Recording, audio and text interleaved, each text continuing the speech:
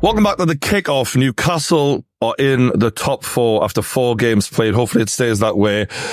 Just a little data for the lads here. Since taking over from Newcastle, when he took over, Eddie Howe had us in 19th place, basically facing relegation, almost certain to be relegated.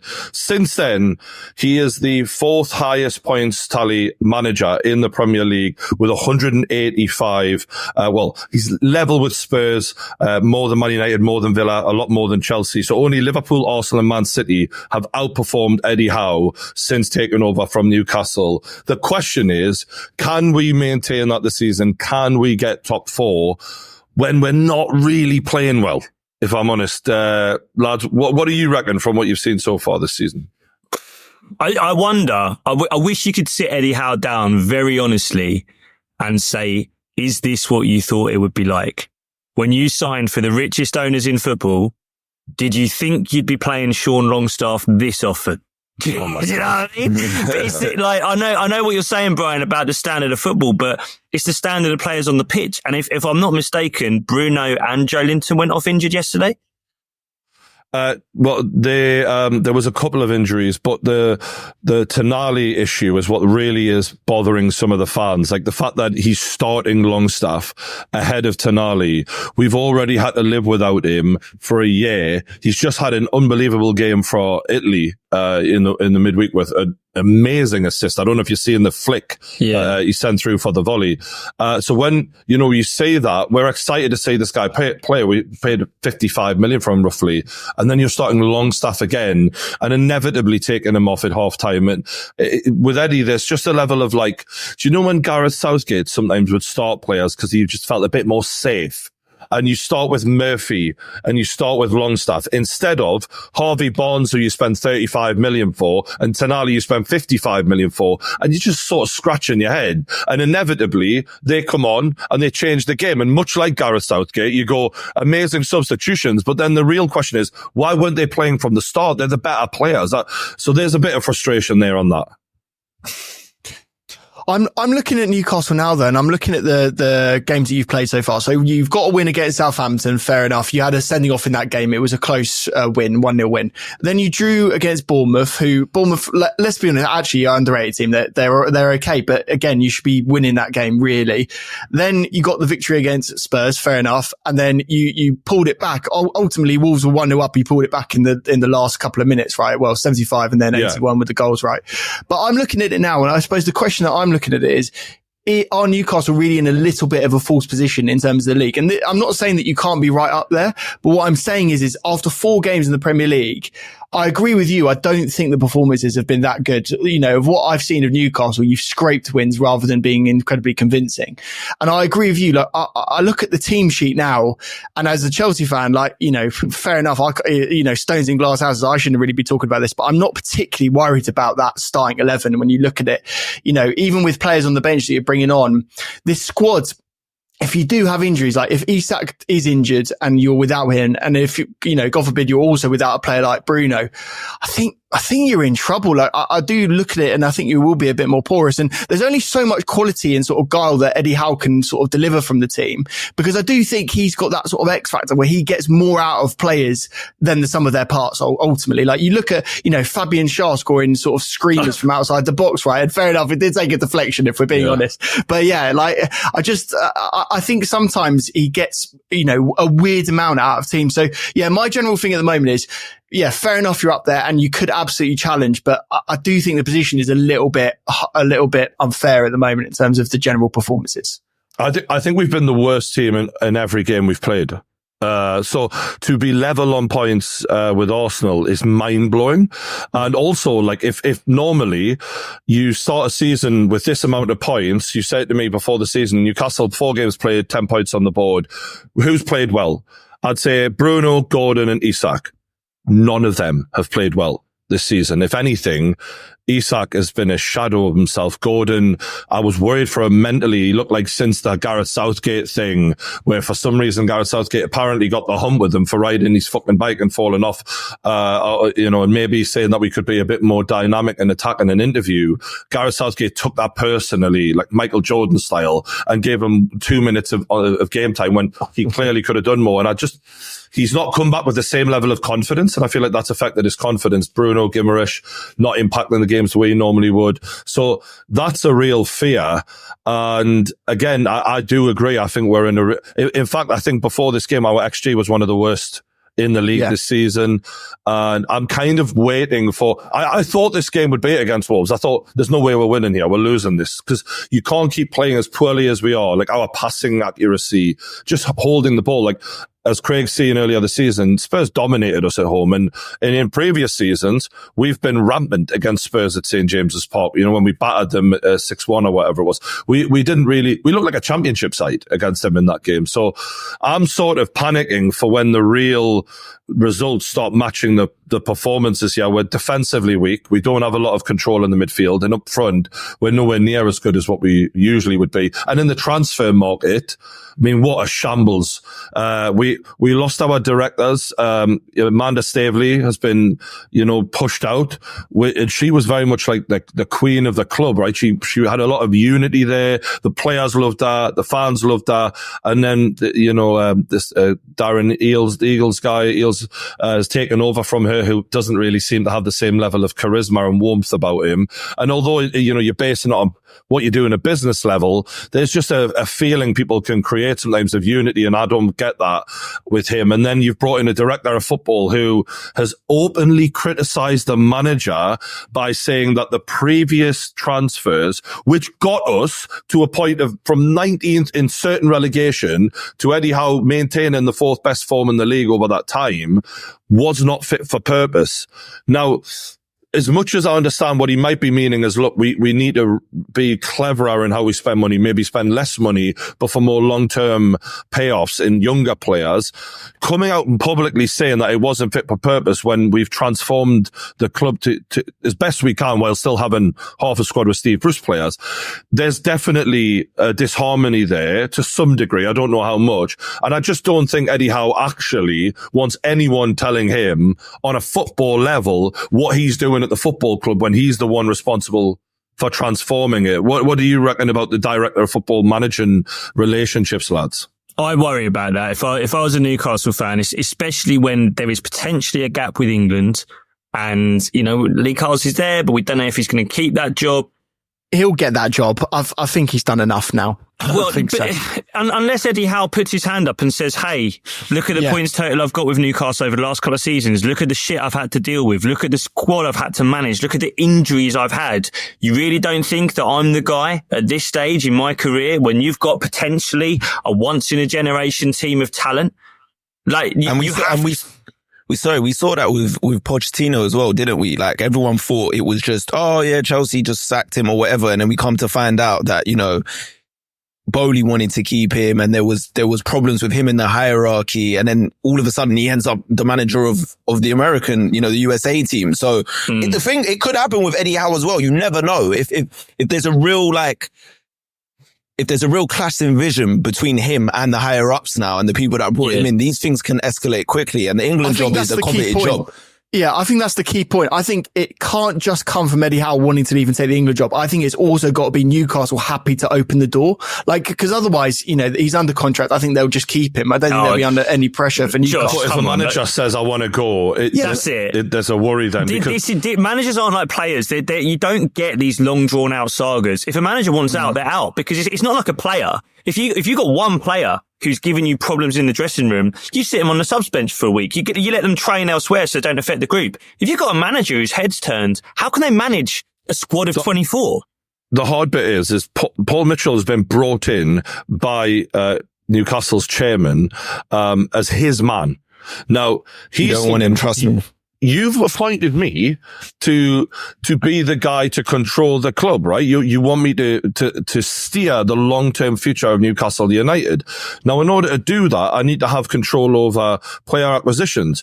If Eddie Howe is butting heads with him, well, then you've got a conflict, and it's basically a power struggle, isn't it? Where who's going to be given ultimate power? Now, for me, after everything Eddie Howe has done and shown and proven, it would be mental to not give him final say at the football club. But as a chairman, we know that there's favoritism of, well, the last guy's appointed you, Eddie Howe. This is my guy. So that really is worrying. It's not just that for me. Like, I'll say this as a counterpoint, Brian. I'm sure there's going to be a lot of Newcastle fans who might disagree with this, but the only thing I will say, Eddie Howe to me feels like a kind of throwback. He feels like a 15 years ago, I'm the manager. I'm no head coach. You're not, I don't give a fuck about technical directors. I remember Arsene Wenger in an interview once saying, what is a technical director? And now, a word from our sponsors. You know, life for a bald man out here, it ain't always easy, let me tell you. Sometimes after I shave my head, I look like I've been glassed. It really is dodgy with some of these razors. And that is why I'm delighted to announce that Manscaped have created the all-new Dome Shaver. I'm pretty sure they made this with me in mind. They mentioned beautiful bald men on the read, and I'm like, that is me. The Dome Shaver Pro features 5 premium rotary blades for the cleanest, smoothest shave ever with Manscaped. No more nicks and cuts from them crappy disposable razors thanks to their skin-safe technology. The shaver is also waterproof, so you can use it in the shower and keep your sink hair-free. And the magnetic blade head makes cleaning it a breeze. Just pop it off, rinse, and snap it back quick and easy. And with a 9,500 RPM motor and up to 90 minutes of runtime, you'll get a smooth, consistent shave every time. And after you've had the perfect shave, you can give your head some extra TLC with the Dome Soother to keep it feeling smooth and refreshed. The Dome Soother is dermatologically tested and specifically formulated for your scalp. This is alcohol-free and will keep your scalp healthy and irritation-free. So if you want to look your best, you know what to do. Click the link in the description below, go to manscaped.com and use the code THEKICKOFF. That's all one word, all block capitals, THEKICKOFF at the checkout, and you'll get 20% off and free shipping. And a big love to everyone who does, because not only will you look like a handsome bald bastard, but also you're helping the channel, so I appreciate it. But for now, enjoy the video. Like, that feels like what Eddie Howe is to me. He's old school. If I'm your manager, I run the club. And from Newcastle's perspective, I understand why as fans you'd go, just let him do what he wants to do. But Newcastle would be looking at this conversation and going, well, when there's an England job, just hang in there. And we know that he's going to want to do it at some point. We know there will be a time where he goes, Jesus Christ, a squad of Bellingham and Saka and Trent, these players, and that job. I mean, he's in his 50s now, I think, Eddie Howe. He's going to want to take it at some point. If you give him the keys, if you say, it's all yours, Eddie, do whatever you want to do, and then suddenly England come in and say 15 million quid a year, come and be the England coach, and he's bought a load of Eddie Howe players, and then he goes to England, you're stuck. You can understand why Newcastle want to protect themselves a little bit and go, we've got a great manager, but he's an English coach who's going to want to manage that team at some point.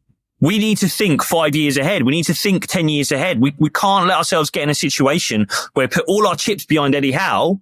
He goes his direction, then he leaves. The issue with this is, I think, a club identity where you can interchange managers and it not have as much of an impact because you have a long-term guy overseeing it. It works if the director of football is unbelievable at recruitment. Yes. But Eddie Howe has already shown, in my opinion, with the signings of Isak, Bruno Guimaraes, Anthony Gordon, players who either were not very well known beforehand or not even rated very highly in the case of Anthony Gordon. Eddie Howe's already shown he's got good, talent ID. So I just feel like, these are Eddie Howe players officially. Is there any manager in world football who's going to come in and go, Anthony Gordon, Bruno, Isak, not my players? Like, I feel like sometimes you just sign good footballers. I think a lot of the time when we talk about this director of football role, we can overemphasize the specific kinds of players that it all has to be in a specific mold. Like you look at the way Man United have gone on, we can overcomplicate things by saying, well, Ten Hag's signed a lot of his type of players, but ultimately they're just crap, a lot of them. Like, it isn't actually as complicated as that. Maybe I'm looking at it through a very simple, way of looking at it, but I don't know. I hope that there's a balance found. I am worried because Eddie was like, someone was like, oh, well, what's the situation between you and Paul Mitchell? It was like, well, I haven't spoken to him in like 11, 12 days or whatever it was. And it's like, well, unless Ferdinand's on Super Sunday going like, you really should be speaking together a lot more than that. So maybe there is a little bit of an issue. Didn't Paul Mitchell do an interview where he said they speak every day for an hour? Apparently that was during the transfer window, but post post his interview where the not fit for purpose comment came out, there's been radio silence between them. And we already know, we've heard that Eddie Howe and Dan Ashworth weren't exactly moving with a groove. Like, it was, Eddie was very much final say on transfers. And when asked about if you're bothered about Ashworth leaving, it was kind of, I couldn't give a fuck because, he's been setting up the youth academy. What do I give a shit? Like, he's not impacting the first team. And I think that's the way Eddie wants it. He's like, yeah, you can help with the infrastructure, but I need players who I believe in. Otherwise, this isn't going to work. And I do think that's fair. The only caveat that I would say to this, and having listened to a lot of stuff all around the England sort of camp, this England DNA thing is absolutely a thing, and they've integrated that, for 10 years now, and obviously Ashworth is part of that as well. But it's not just about players, it's also about managers, and this is why I actually do ultimately feel that Kazi will be given the job permanently, because he's come through and he was actually sort of integral in integrating that England DNA philosophy into the sort of the team. So I could see them giving him the job permanently, and then it's not like they're going to sack him in 2 years. So I think if Eddie does want that job, he's going to have to stick his head above the parapet quite quickly, because otherwise they're just going to give Kazi the job and they're going to move on. Where has this Eddie, by the way, where's this Eddie Howe and England thing come from? Because has he ever spoke about it in interviews or anything, or do we just do it because we like the football he plays and he's English? Because he might not even, some managers are literally league managers. And by that, what I mean is, I don't mean they're not good enough to manage for England. It's just they like the day in, day out of being a manager. They don't like I manage for 2 months and then don't see anyone and then just be a spectator at games and scout and then have them a couple months later again. Some managers like actually to be in, day out, hands on. And is that a forward step for Eddie Howe as well? Like, if you're thinking from a career perspective, yeah, the England job is a big job, but is international management the be all and end all? I see a lot of managers now is towards the tail end of their careers. It's not like you go to and have an international job, then you go and you get a Champions League winning. I think that's why it would be a mistake, Josh. I think Eddie Howe would be perfect for England, and I think he'd probably win trophies. Like, I fully believe in what we've just said at the start. You've seen the Newcastle squad, right? He's massively over delivering. When you look at the amount of money he's spent, the kind of players he's inherited, there's, when we were compared to Man United and a lot of other clubs who spent a lot more, and had already had squads that were already in the top 6 when he was 19th when he started. So I think he would absolutely get the most out of the likes of Jude Bellingham and the like. But, for me, I would try and maximize. You've got a lot of energy as a younger manager, right? You want to be the day in, day out. You want to try and win Premier Leagues, European trophies. Like Man City, fuck me, I can't believe I'm saying this because I don't want to put my own manager on the shop window. But any club, including Man City, if they lose Pep Guardiola, Man United, they'd be fools not to look at Eddie Howe. It's unbelievable how good he's been with us, with the level of players he's got. And England included, I just think he should go to those clubs next. And then when he's at the Sir Bobby Robson age, when he took over as England, then do England, because, he's the most successful English manager we've seen in the Premier League since Sir Bobby Robson, since Harry Redknapp, the Kevin Keegans. It's been 20 years since they were doing, what they were doing in the Premier League. He's the first guy who's actually come out where we're like, he's a potential Premier League winner. And I think Man City should look at him after this season if that's what they need. Sometimes the grass isn't greener as well. You got to look at what he's got right now. Like, Newcastle were third in the table. Okay, I take it. They haven't been performing that well, but they got the points on the board. And he's done well, like you said, since he's been at Newcastle. So you're looking at it going, why? I think international is always a downgrade unless you win with the team. That's the only way you can say, in my opinion, that making that international decision is a step up. If he wins with England, or if any other manager wins with their nation, then all day you become a legend instantly when you win that trophy. But if you're just competing and doing that and you've left club football, to me, that's a step down. Yeah, but I think if you're Eddie Howe, I mean, the immediate comparison, you look at the squads you're managing with Newcastle, the squad you're managing with England. I don't say this to diss Newcastle. The England squad is more talented. That England squad's got more talent than most club squads. I also think, as I said at the start, if you were to sit Eddie down, give him a little edible and a glass of brandy and say, tell us the truth, Eddie. How did you think this was going to go? When he stops dribbling, he might say to you, yeah, I'll be honest with you. When I came to the richest club in club football, I thought I'd have unlimited money. I thought I'd be able to buy whoever I want. And because of rule changes, blah, blah, blah, that's not how it's been. He's also had fuckload of injuries. He's had Tonali turn up for, 60 million quid, Brian? and not play for a season. Like he's faced some shit. And then we've already spoken about the boardroom stuff above him, how much things have changed, how many people have moved out, when ultimately he just wants to be a manager. I do think most English managers right now, and he's, as you're correct in saying, Brian, he's 100% top of the tree. They will just look at that England squad and go, there might not be another generation of talent like that. And we've seen, and this isn't a Diss Southgate podcast, right? But come on. We've seen England. It very much is. Yeah. You compared him to Michael Jordan earlier. I was like, clip this. Oh, God. But look, eventually someone's going to go, Jesus Christ, England have banged down the door, got this close to winning European titles without tactics, with zero tactics. They've basically been a net negative, Southgate's tactics, over the last few tournaments, and they're still getting that close. All you need to do is tell them what to fucking do when they get the football, and you will win trophies, because England are so talented. I don't know, man. I think if you're Eddie Howe, there comes a point when you go, right, what does next summer look like? Am I going to get my transfer targets? Probably not. Are they going to change the rules again? Yeah, likely. Are people going to leave and change jobs above me? Probably, yeah. And am I going to be putting Longstaff on the pitch one more time at the start of next season? Yeah. While some other fucker... That was too painful. While some other fucker goes and wins a big title with England, and he'll look at Lee Carsley and he'll go, should it be you that ends England's trophy drought, or should it be me? Look, when opportunity knocks like that, it would be very hard to turn down, because, as you've rightly said, this is an unbelievable squad they've got. And when you look at what happened in the summer, just to finish on this Gahey transfer saga that we went through, I mean, initially going in at 55 plus 5, we ended up 60 plus 5, 65 plus 5. And then, ironically, Parish comes out, the owner of Palace, and kind of taking the piss. I think he really was enjoying the game that he was playing with us, of like, well, he's a generational talent, and that's generational talent money. And you see the way Gahey has started this season for Palace, looking like a lost boy at the back, getting done for pace by Jamie fucking Vardy, who's 37? I don't know what he is. It was ironic, because now we're looking at that, and I think the whole Newcastle fan base are going like, we're not saying don't sign him ever, but reality check. We're not. That was off the back of a good tournament for England against Farmers for half the tournament. Let's get real here. 70 million for Gay. What the fuck is going on? So call it now then. Who leads first, Mitchell or Howe?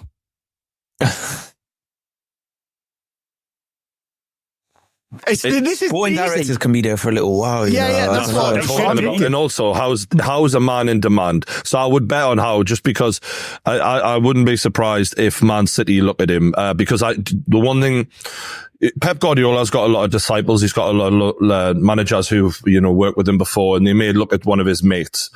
But I know when Pep Guardiola talks about Newcastle, he speaks about them in high regard, and I know he's got a lot of respect for Howe. So it could be Eddie Howe who goes there next. I wouldn't be shocked.